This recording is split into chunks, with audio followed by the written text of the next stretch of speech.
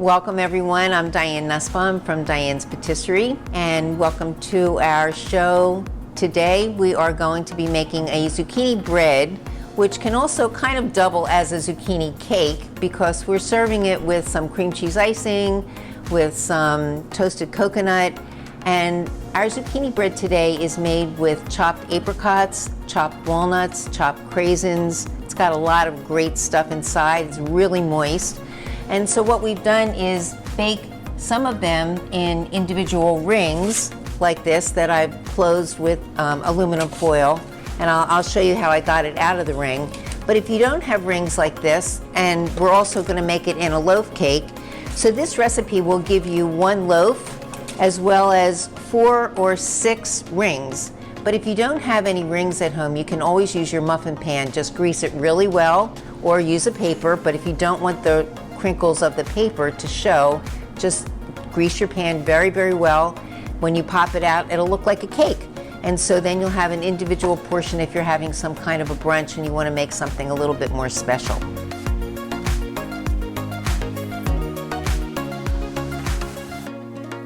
So we're going to get started.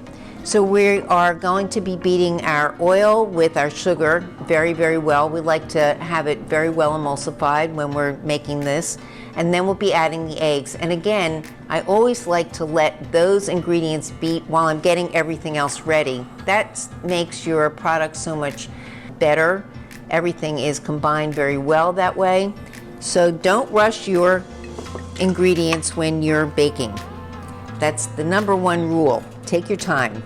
And make sure you have everything ready in advance, because that way you'll be sure not to forget an ingredient.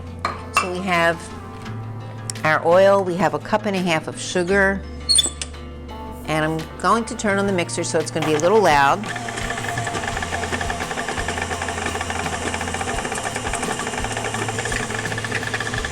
You may also use, I used all white sugar, but you may also use brown sugar. You could actually even put in some honey if you like. These types of loaf cakes are very individualized. So whatever your favorite ingredients are, feel free to put them in here. As I said, we're using apricots and craisins, but you can use raisins, you could use dried prunes, you could use any dried fruit that you like. Golden raisins also are very wonderful. So I'm going to start adding my eggs one at a time. And you'll be able to see that the sugar and the oil kind of sticks to the side of the bowl. So as we always do, we like to scrape down the sides of the bowl to make sure that all the ingredients are beating together very, very well.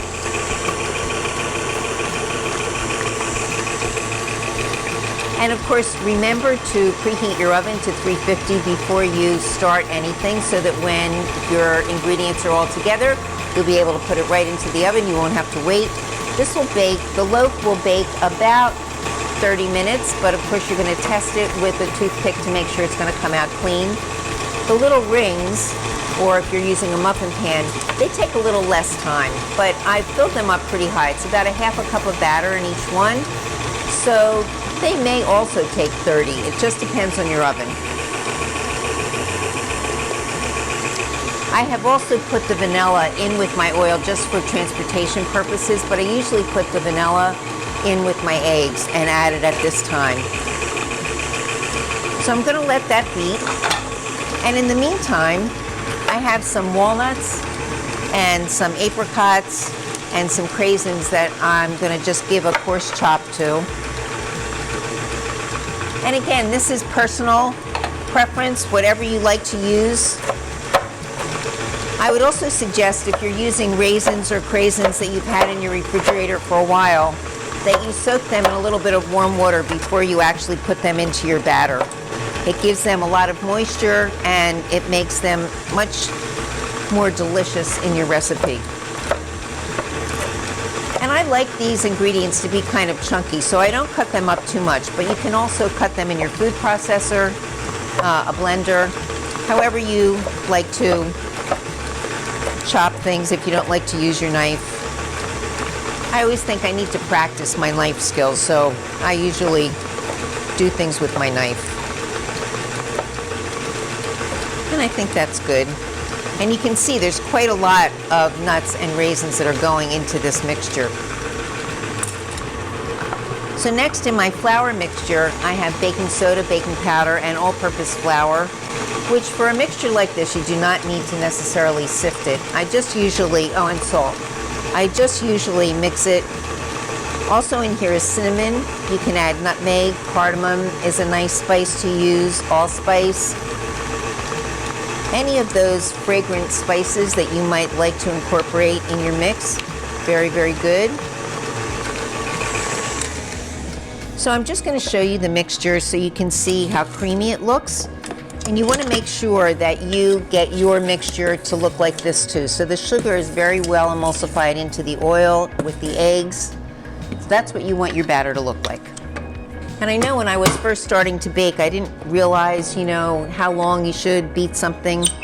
But the one thing that you don't want to beat too long, once you get your flour mixture into your bowl, you don't want to overbeat that because it will make your bread or your cake tough. So we're going to put it on a low speed and gently add our flour. That's mixed with our baking soda, baking powder, salt, and cinnamon. And it makes a really nice batter. This is such a great cake. A long time ago, when I was first starting to bake, I had a good friend who was also a great baker, and we exchanged many recipes with one another, and this was one of her recipes, and I've loved it ever since.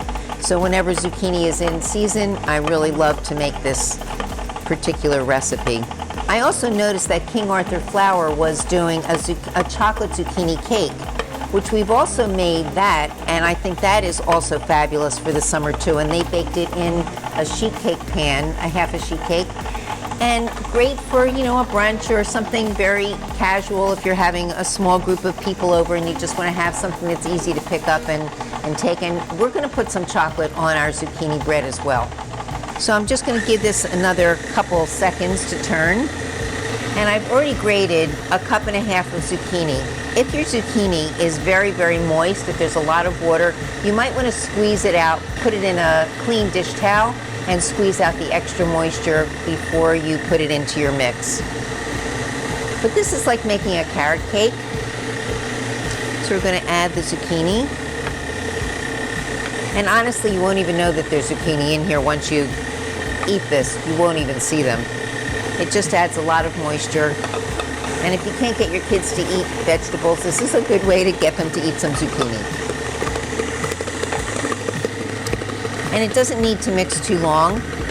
And now we'll add the dried fruits and nuts. So it's very chunky.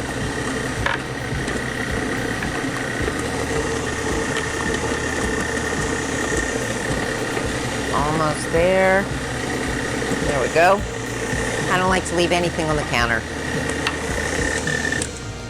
Okay. So now you're going to see this very, very chunky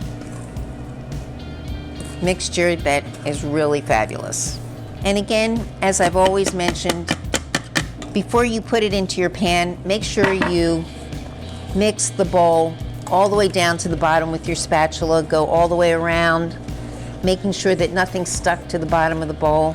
So we're going to get our sheet pan, because these particular rings have to go on a sheet pan. Once you fill them, you don't want to have to pick them up again, so you want to get them on the sheet pan in advance. And I've just taken pieces of aluminum foil just to show you the way that we wrap them. I'll take this one off.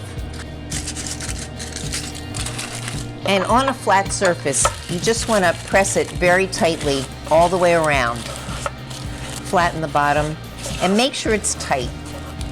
And then we're going to spray them so that the batter does not stick. And this is the easiest way to grease these particular pans. So let me get my sheet tray. Line them up.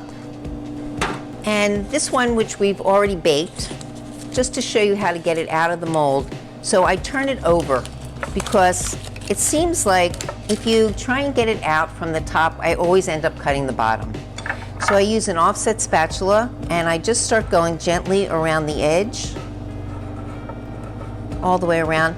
Then when I get all the way around one time, then I go all the way down to the bottom to make sure that it's completely loose. And then it comes off and you have a very clean, beautiful piece of zucchini bread. So now we will use this mold as well. And I'm just going to reuse my aluminum foil, which is fine. You can, maybe use it once or twice again. And we'll spray this one too. And clean up our board a little bit. So I'm going to bring my sheet tray over here so you can see exactly what I'm doing. And I've saved a couple of apricots to use as decoration on the top, so we're going to be putting them on in just a few minutes. So in each one, you can use a cup measure, or you can just kind of figure it out for yourself. So about a half a cup in each one, but I would say if you're using a muffin tin or something like that, go about halfway up. And you want to make sure everyone gets an equal amount of your nuts and your raisins and your craisins and all the good stuff that we're putting in. I know a lot of people this time of year like to do brunches because you can sit outside with your friends and your family. And this is just such a nice way to serve a dessert, a little less messy than cutting a cake or something like that. And then this one we're going to fill up about halfway. So this is a pretty generous recipe. I probably could get 2 more. I didn't bring any more rings today, but I probably could get 2 more if I wanted to out of this batter. So we're going to put this in the oven at 350 for about 25 minutes. We'll check the rings. And if you can remember to put a piece of parchment paper down, then if you drip extra, it keeps the cleaning down to a minimum. All right, so we're going to put this in the oven.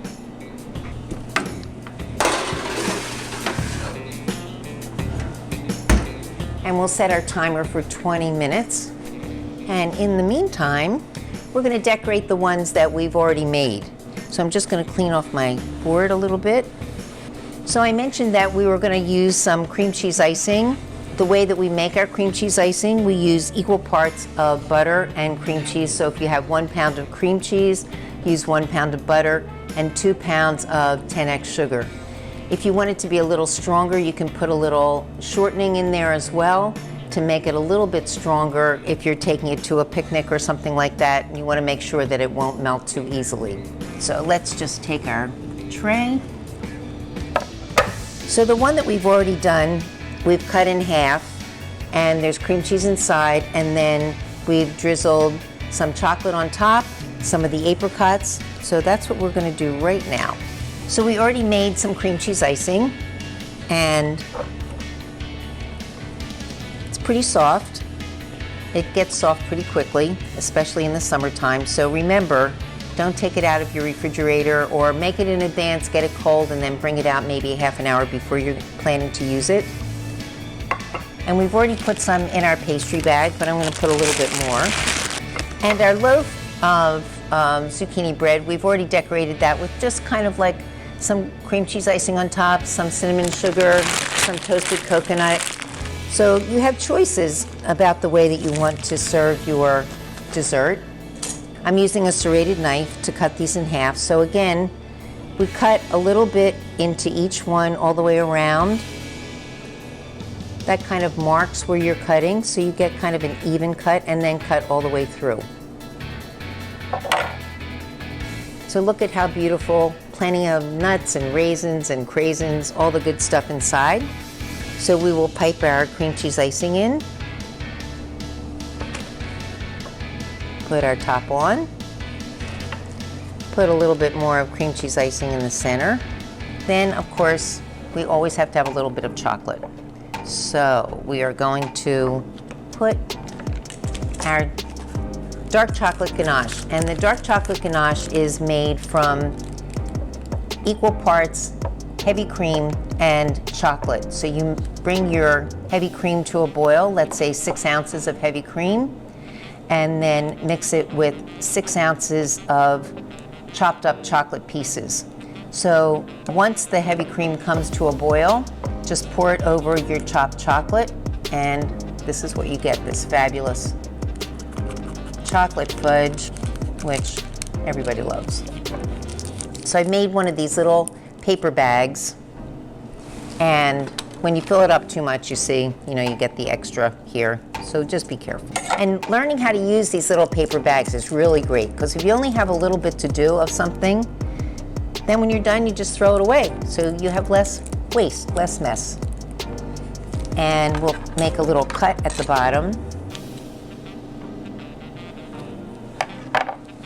So now we can drizzle this wonderful chocolate in both directions. And we'll put a little bit of toasted coconut, which we like, in our carrot cakes, anything fruity like this. And then we wanted to dip one of our apricots into our lovely ganache. So that's going to go on here. And then a little bit of cinnamon sugar just to finish it off. I'm sure that any one of your guests would love to have a dessert like this. So there we are with that one, and we're going to do the same with all the others. And because they're so chunky, sometimes some of these pieces are going to come out. Don't worry about it. Once you put the cream cheese icing inside, you can just put those pieces right back in where they belong.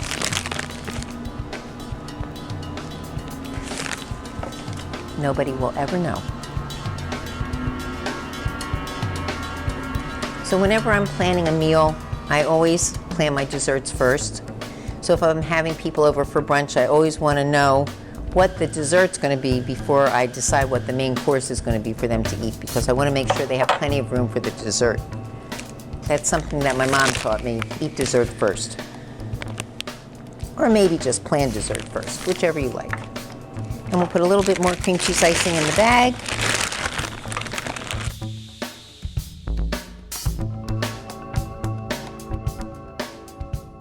And it's great to use a pastry bag because it's much cleaner. It doesn't take as long to spread something, and it comes out much neater. And then again, we'll do our drizzle. And you see this little bag, actually holds quite a lot. You can get all 4 of your desserts drizzled just using this one little bag. And we'll dip our apricots. So one thing that we always love to do, which I know that I learned from my mom, she would always make all of our platters and things so beautiful. And I think, people eat with their eyes. So when you bring even a simple dessert like this to your table and you've decorated it, it's just special. And they know that you've taken that little bit of extra time.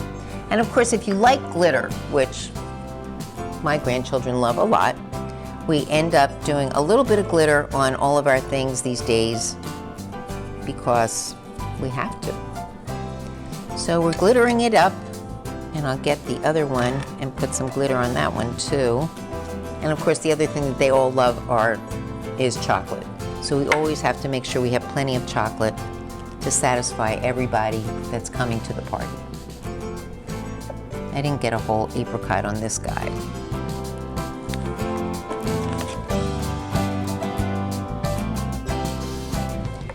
Okay.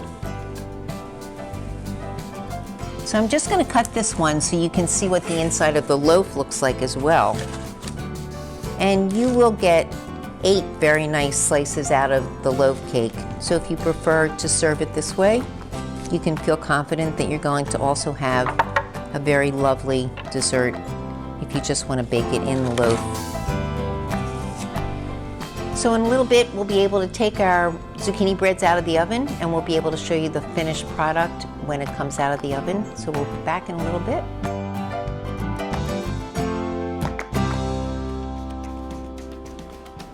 Okay, so these just came out of the oven. They're very hot, so I am holding them with a towel. But I want you to see, first of all, it's coming away from the sides of the ring, and it bounces back when you touch it, if you can touch it with your hands. If not, use a glove or whatever. And it also, when you poke it with the knife's going to come out clean, or a toothpick, so you know that it's cooked. I also wanted to mention about grating your zucchini. You can use a Cuisinart grating disc. You can use your blender if you only have a blender. You can also, one of the box graters, has a side for grating vegetables. You can use that too, because you don't really need that much. You only need a cup and a half of the zucchini grated. And I would suggest that you put it in a dish towel and wring out the extra moisture if it's really wet. I didn't do that today because it seemed like it had dried out enough, especially because we grated it the other day and it was sitting. This recipe was a cup and a half of sugar, 3/4 of a cup of oil, 3 eggs, and we use extra large eggs, and I think it gives it an extra little boost. 1 3/4 cups of all-purpose flour, 3/4 of a teaspoon of salt, 1 1/2 teaspoons of baking powder, 3/4 of a teaspoon of baking soda, 1 1/2 teaspoons of cinnamon, a tablespoon of vanilla, 1 1/2 cups of zucchini.